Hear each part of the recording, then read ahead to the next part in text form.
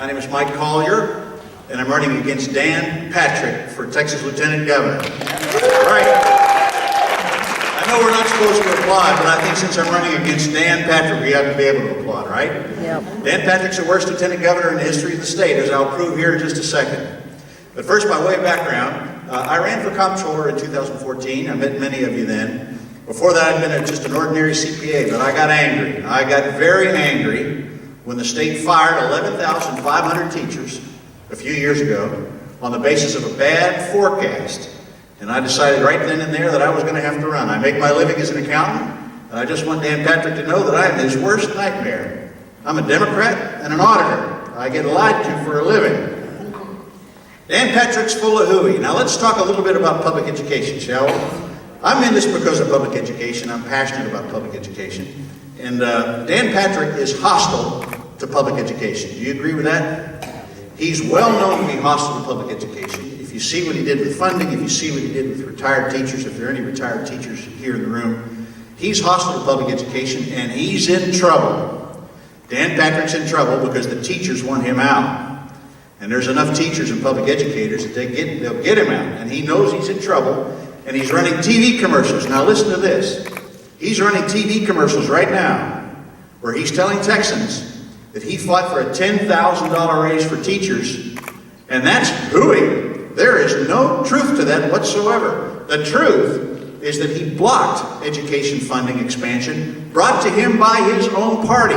Dan Patrick, you can't lie any bigger than that. You see, Dan Patrick has got to go, and that's why we've got to take him down. The other thing I'd like to say about Dan Patrick, and this is particularly acute here in Austin, is property taxes. Property taxes keep going up. Every time Dan Patrick gets elected, property taxes go up. Property taxes are too high, and there's a lot we need to do in this state. We need to educate our young people. We're concerned about health care. We need more money for health care, child protective services, women's health. Do you realize the fact that we've underfunded women's health? Women are dying as a result of this policy. There's so much more that we need to do in this state to make it a great state. And we can't ask homeowners to pay any more property taxes because they're too high. And so I'm going to shock you, and I'm going to shock Dan Patrick and the rest. I'm an accountant. I know where all the bodies are buried. I know why property taxes are too high, and it's not your local school district. It's not your county judge. It's not your city mayor. The reason why property taxes are so high is because the state is not doing its job, and they're pulling resources away, particularly from schools. Now, I'd like for you to go, if you will, to my website, collierfortexas.com, and you'll see a report there called The Great Texas Property Tax Swindle, where I show you, between 2010 and 2017, why it is that property taxes are so high and why we don't have enough money for public education.